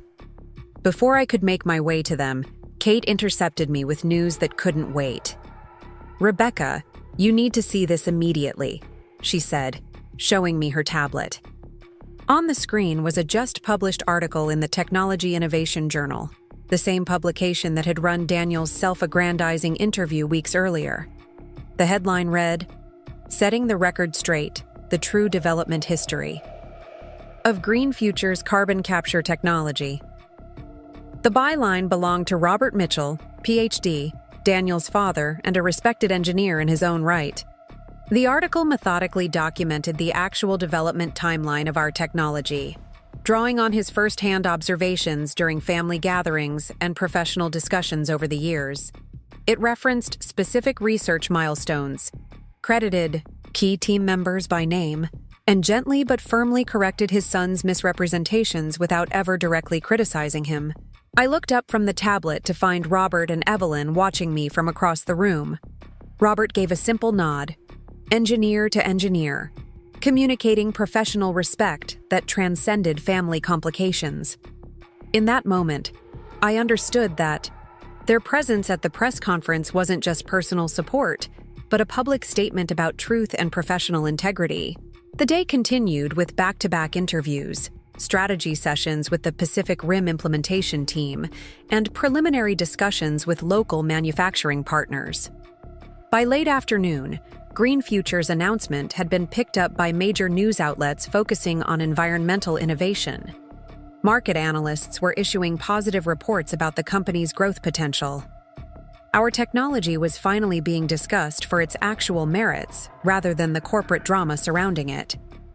When I finally emerged from the building into early evening light, I found Evelyn waiting patiently on a bench near the entrance. "Robert had to leave for another appointment," she explained, rising to greet me. "But I wanted to congratulate you properly. What you've accomplished here goes beyond business success. It's the kind of meaningful work that changes how we interact with natural systems." Coming from Evelyn, who had dedicated her career to designing landscapes that harmonized with native ecosystems rather than imposing artificial patterns upon them, this was profound validation. "Robert's article was unexpected," I said, as we walked slowly toward the waterfront, "but deeply appreciated." "He felt it was his professional responsibility," she replied simply. "When someone misrepresents technical development, even one's own son, the record should be corrected by those with first-hand knowledge." We stopped at a small cafe overlooking the harbor, finding a quiet table where the conversation could continue privately. Over tea, Evelyn shared something I hadn't known, that she and Robert had actually counseled Daniel against his planned appropriation of Green Future's technology months before his birthday announcement. "He came to us describing it as a strategic business realignment," she said, her expression pained at the memory. Robert immediately recognized it for what it was and told him directly that taking technology developed by a team and claiming personal ownership wasn't just ethically wrong, but professionally destructive. "I had no idea," I said, trying to imagine that family conversation. "He never mentioned any concerns from you or Robert." "Of course not," she replied with a sad smile. "Daniel has always been selective about the counsel he accepts. When advice aligns with his desires, he embraces it as wisdom. When it contradicts his plans, he dismisses it as outdated thinking." She sighed. It's a pattern Robert and I recognized long ago, but failed to address effectively when it might have mattered most. Her candor about Daniel's character and their own parental regrets created a moment of profound connection. This woman who had raised him was choosing honesty over defensive loyalty, not to condemn her son, but to acknowledge reality as it existed rather than as she might wish it to be. "What happens now?" I asked, wondering about the family dynamics after Robert's public correction of Daniel's claims. "We continue loving him while maintaining our own integrity," she answered thoughtfully. "Daniel is struggling to redefine himself professionally after his plans collapsed. Eventually, he'll either find a legitimate path forward or continue patterns that yield similar results to what you've witnessed. Either way, our role remains the same, loving him truthfully rather than enabling self-deception." Her wisdom struck me deeply, the recognition that true support sometimes means standing firm rather than accommodating destructive behaviors. It applied equally to family relationships and professional boundaries. As we parted that evening, Evelyn embraced me warmly. "This isn't an ending, Rebecca," she said. "It's a transition to a different kind of connection, one based on mutual respect and shared values rather than legal definitions of family." Her words stayed with me as I returned to my apartment, a counterpoint to the professional triumph of the day's announcement. Beyond the partnership launch and implementation plans, beyond the corrected public record and market validation, was this unexpected personal healing, the restoration of connections I had thought severed by Daniel's actions. Morning brought fresh developments. Overnight, our website had experienced unprecedented traffic following the partnership announcement. Climate advocacy organizations were highlighting the implementation plan as a model for practical action. Most significantly, 3 regional governments not included in the initial deployment had reached out requesting consideration for subsequent phases. In the midst of responding to these developments, I received an unexpected message from James Wilson. "Court filing you should see. Marcus Reed just sued Daniel for breach of contract and misrepresentation." The attached legal documents revealed an astonishing twist. According to Marcus's complaint, Daniel had represented himself as having ownership rights to Green Future's core technology when negotiating his advisory position with Cascade Innovations. When Cascade subsequently discovered these claims were false, likely through Robert's published clarification, they had terminated his contract. Marcus was now suing for damages, alleging that Daniel had knowingly misrepresented his situation to secure the position. The irony was almost too perfect. Daniel facing legal consequences not from my actions, but from his attempts to continue the very behavior that had failed with Green Future. His pattern of misrepresentation had finally encountered limits that even his considerable charm couldn't overcome. I forwarded the filing to our legal team with a brief note.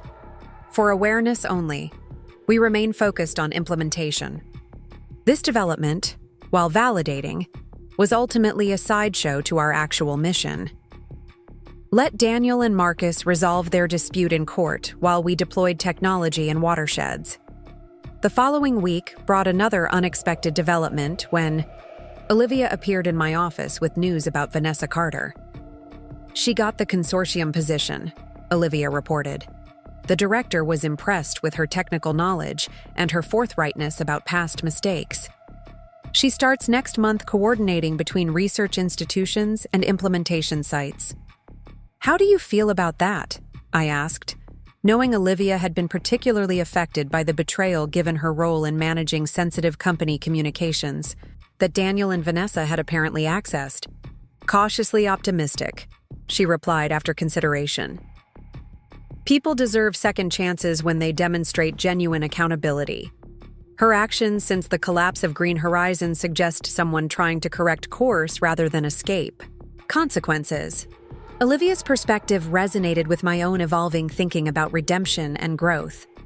The past months had taught me that people were rarely entirely heroes or villains, but complex mixtures of strength, weakness, integrity, and failure existing simultaneously.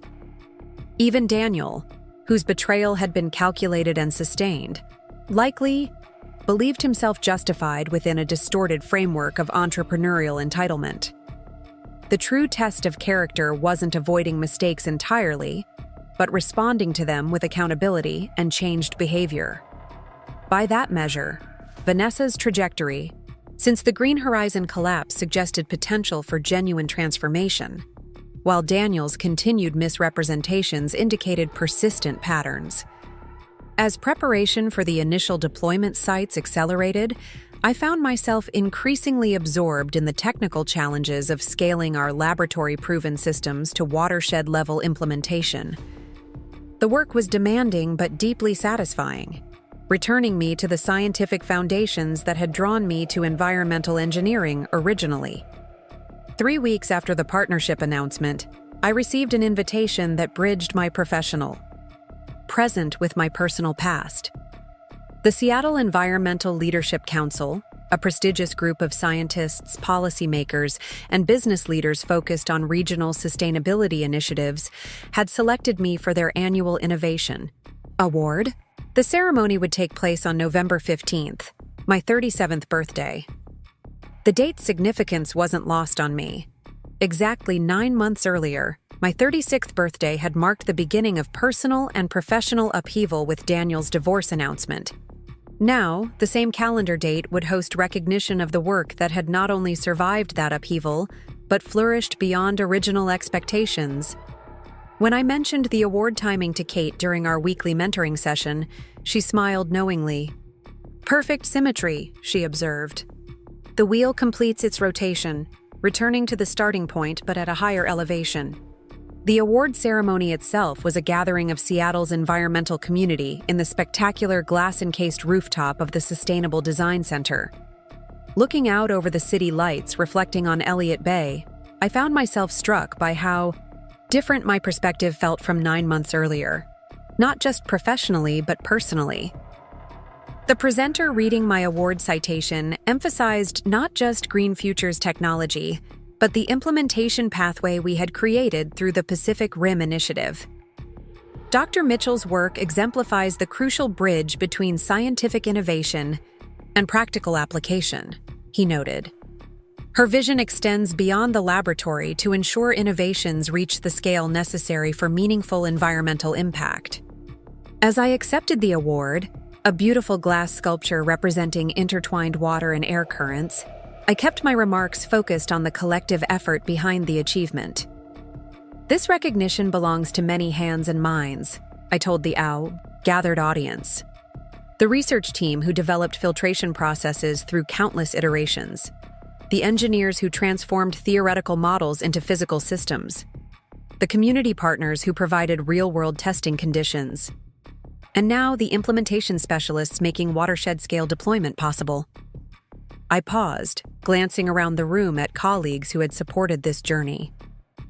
Innovation isn't a solitary achievement, but an ecosystem of contribution. My deepest gratitude goes to everyone who has nurtured this particular innovation toward its fullest potential.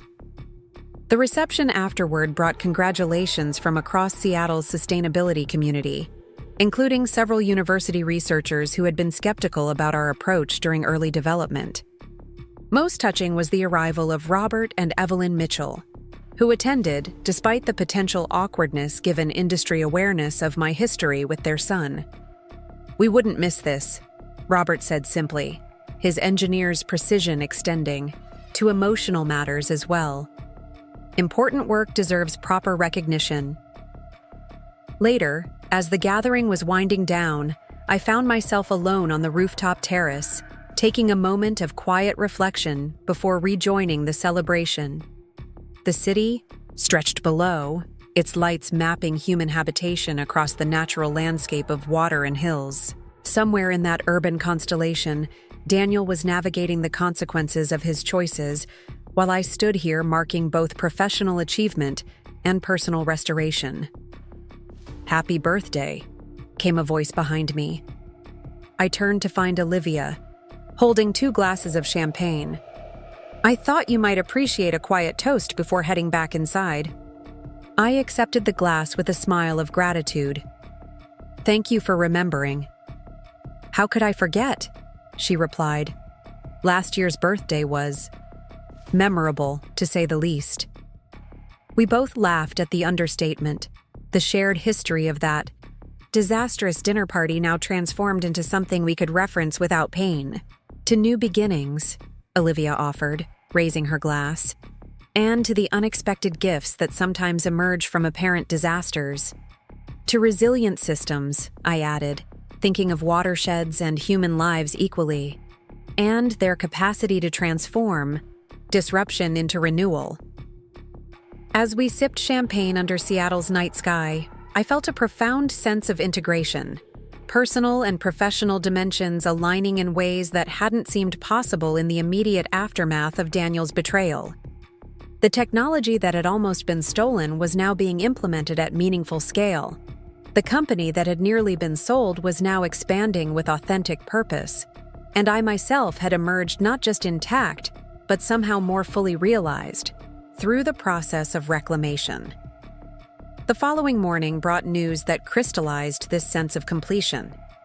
Gregory forwarded an industry bulletin announcing that Marcus Reed's lawsuit against Daniel had been settled out of court, with Daniel agreeing to resign from any advisory role related to environmental technology and accepting a 5-year ban from the sector.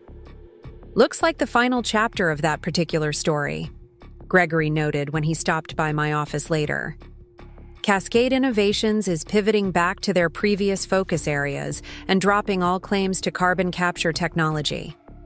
The resolution felt appropriate, not vindictive punishment, but practical consequences aligned with actions. Daniel would likely land on his feet in some other industry, his charisma and networking skills transferable to new contexts. But the specific sector where he had attempted appropriation was now closed to him, protecting both the technology and potential future partners from similar experiences." 2 days later, as I prepared for a site visit to our first implementation, location in the Olympic Peninsula watershed, Kate appeared in my office doorway with an unexpected proposal. "The University Environmental Engineering Department is establishing a new research chair focused on scalable climate adaptation technologies," she said without preamble.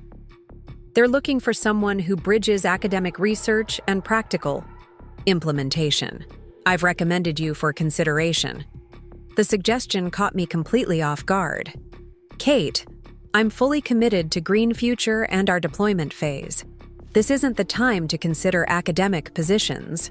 She smiled patiently. "The position is designed for exactly your situation, 20% time commitment maintaining active industry leadership, while bringing that perspective into academic research and student mentoring. It's about creating pathways between university, innovation, and real-world application, precisely the bridge you've been building." As I considered the possibility, I realized how perfectly it aligned with lessons from recent months. My most valuable contribution wasn't developing technology in isolation or leading a company in abstraction, but connecting these realms, ensuring innovations moved effectively from laboratory to landscape. "The timing is surprisingly good," Kate continued. "With Gregory fully capable of managing day-to-day operations and the Pacific Rim partnerships established, your role is increasingly strategic rather than operational. The university position would complement, rather than compete, with your Green Future responsibilities." Over the following weeks, as autumn deepened toward winter, these parallel paths took clearer shape. Initial watershed implementations proceeded ahead of schedule, with local manufacturing partners successfully producing components to exacting specifications. Green Future's market position strengthened as implementation milestones were met, attracting additional investment for expanded capacity. And discussions with the university advanced toward a research chair arrangement that would allow me to mentor the next generation of environmental engineers while maintaining leadership in practical application. Throughout this period of transition and expansion, I maintained the ritual of walking along Seattle's waterfront whenever decisions required deeper reflection. One evening in early December, as light rain fell on Elliott Bay, I encountered an unexpected figure on my usual path. Daniel, walking alone under a black umbrella. We spotted each other simultaneously, too close to pretend we hadn't. After a moment of mutual hesitation, he approached with an expression I couldn't quite read. Not the charming confidence of old, nor the defensive hostility I might have expected given recent events. "Rebecca," he said simply, "I heard about the Environmental Leadership Award. Congratulations." "Thank you," I replied, maintaining polite distance. "I understand you're leaving Seattle soon." He nodded, glancing out toward the water. "San Diego. A fresh start in biotech marketing. No connection to environmental technology per the settlement agreement."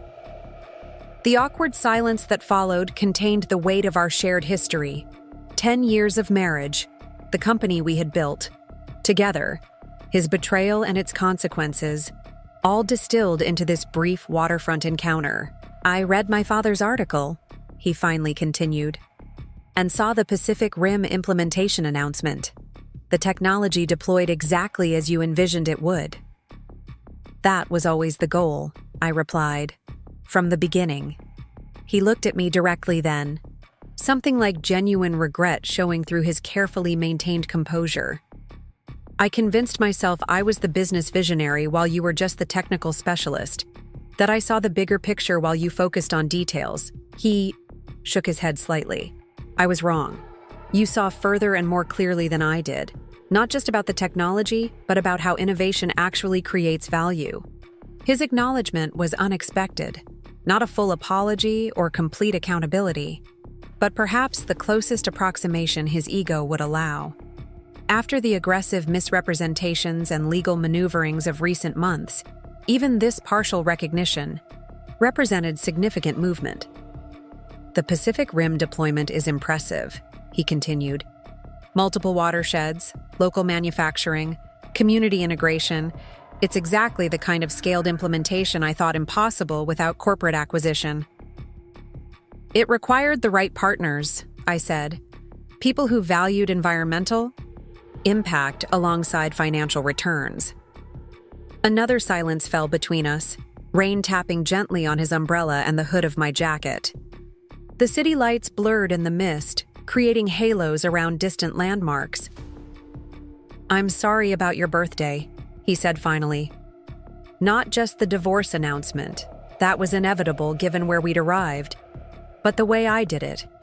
It was unnecessarily cruel and embarrassing for you. I can acknowledge that now." The apology was limited, but seemed genuine, focused on the specific cruelty of his method rather than broader patterns of behavior. It wasn't complete accountability, but it was something real emerging from beneath the calculated persona he typically presented. "Thank you for saying that," I replied simply. He shifted his umbrella, preparing to continue his walk.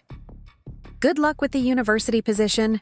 Kate mentioned you're being considered for the new research chair. It suits you, bringing practical application back into academic thinking." As he moved to pass me, I found myself asking the question that had lingered since his betrayal first came to light. Was any of it real, Daniel?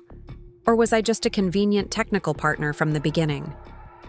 He stopped, considering the question, with unexpected seriousness.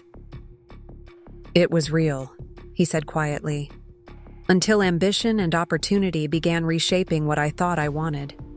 The problem wasn't that it started false, it's that I allowed it to become false along the way."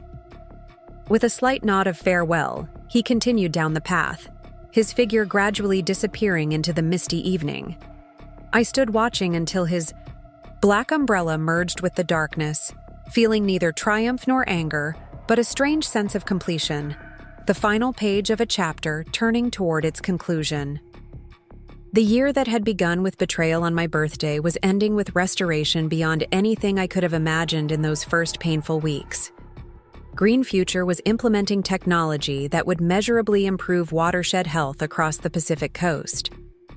The university position would allow me to shape how future environmental engineers approached the critical bridge between innovation and application. And personally, I had discovered reserves of resilience and clarity that might have remained dormant without the catalyst of crisis. As I turned toward home, Seattle's skyline emerged from rain clouds, buildings illuminated against the night sky. The city looked both familiar and new, unchanged in its physical geography but transformed by my altered perspective. 9 months earlier, I had seen it through the lens of betrayal and uncertainty. Now I viewed it as the backdrop for expanding possibility. My phone chimed with a message from Gregory. Final implementation schedule confirmed for all Phase 1. Watersheds.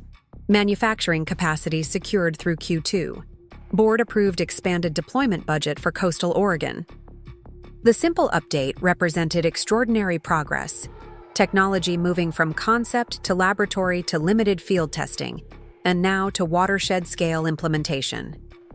Each stage had required different skills, different partnerships, different perspectives on the fundamental challenge of carbon sequestration. The journey from idea to impact was never linear, but rather a complex, adaptive process responding to changing conditions and emerging opportunities, including, ironically, the very crisis Daniel had precipitated. Had he not attempted to appropriate our technology through Green Horizon Partners, we might never have accelerated patent filings that later proved crucial to securing the Pacific Rim Initiative partnership. Had he not announced our divorce at my birthday dinner, I might have continued accommodating his dominance in company leadership rather than stepping fully into my own vision for deployment at scale. The greatest innovations often emerged from disruption, a principle I had studied in natural systems throughout my academic and professional career. Now I had experienced it personally, watching as crisis catalyzed evolution that might otherwise have taken years to unfold. Back in my apartment overlooking Lake Union, I found myself drawn again to my father's compass. Its brass casing gleamed in lamplight as I traced the faint initials etched into its surface. I thought about navigation, how finding true north requires both reliable instruments and the wisdom to interpret their guidance correctly. Daniel had lost his way not because he lacked intelligence or ambition, but because he had become disconnected from the core purpose that gave meaning to technical innovation. Without that anchoring principle, impressive capabilities could easily drift toward self-serving ends rather than meaningful contribution. My phone chimed again, this time with a message from Kate. University committee unanimously approved the research chair appointment. Official offer letter coming tomorrow. Congratulations on creating exactly the position environmental engineering has needed. The news felt like the closing element in a complex system finding its balanced state. The position would allow me to remain deeply engaged with Green Future's practical implementation work while bringing those insights directly into academic research and student mentoring. It represented not a divided focus, but an integrated approach to the fundamental challenge that had driven my work from the beginning, developing environmental technologies that actually reached implementation scale. Outside my window, lights sparkled on Lake Union's dark surface as a seaplane made its final landing of the evening. The scene struck me as a perfect visual metaphor, human innovation harmonizing with natural systems rather than dominating them. The plane touched down, gently, sending concentric ripples across water that would soon reabsorb the temporary disruption into its larger patterns. In 3 days, I would visit the first completed watershed implementation site on the Olympic Peninsula, a physical manifestation of the vision that had sustained me through years of research, development, and recent corporate turbulence. The filtration systems were already showing preliminary results, capturing carbon while improving water quality exactly as designed. That tangible impact, not legal victories or professional vindication, represented the true resolution of the journey that had begun on my 36th birthday. Daniel's announcement that night had intended to end something. Instead, it had catalyzed a beginning I couldn't have imagined then. a convergence of professional purpose and personal growth that extended far beyond the immediate crisis of betrayal. The compass on my desk pointed steadily north, unaffected by temporary disorientation or changing circumstances. Some directions remained true regardless of the storms we navigated to find them. Tomorrow would bring new challenges in implementation, new opportunities in research, new connections between academic innovation and practical application. The path forward wasn't without complexity or potential setbacks, but it now unfolded from a foundation of hard-won clarity about what mattered most. As rain continued falling gently outside, I found myself filled with unexpected gratitude, not for the betrayal itself, but for the growth it had ultimately enabled. The birthday that Daniel had tried to transform into an ending had instead become the beginning of something far more meaningful than he could have imagined. And in 3 months, I would celebrate my 37th birthday, not with champagne and false promises, but with watershed implementation data and university research proposals, evidence of resilience transformed into renewal through the alchemy of purpose. The greatest innovation I had discovered wasn't technological at all, but the human capacity to transform disruption into evolution, crisis into clarity, creating systems more sustainable than what existed before. That was the lesson of healthy watersheds and resilient lives equally. Adaptation wasn't just about survival, but about emergence into more integrated, authentic, and effective forms. My father's compass had guided ships through disorienting waters. His daughter had navigated different seas but found similar wisdom in maintaining direction through temporary storms. The needle always returned to true north, to purpose beyond ego, to contribution beyond accolade, to impact beyond attribution. Outside my window, Seattle continued its nighttime rhythm, lights marking human habitation across natural landscapes of water and hill. Somewhere in that urban constellation, Daniel was preparing for his departure while I stood here contemplating not endings, but expansions. Our paths had diverged permanently, but not tragically, each following the trajectory of our deepest values, revealed more clearly through crisis than comfort. In the soft glow of my desk lamp, I opened my laptop to review watershed implementation data from the initial testing phase. The numbers told a clear story of carbon captured, water quality improved, and ecosystem function enhanced. Small measurements accumulating toward meaningful change. The patient work of environmental restoration unfolding one watershed at a time. This was the truth that transcended personal drama and corporate maneuvering. Measurable impact on actual places created through collective effort and persistent refinement. Whatever narrative Daniel might construct about our shared history, these results would speak with their own quiet authority about what mattered and what endured. Tomorrow would bring the next phase of this expanding work.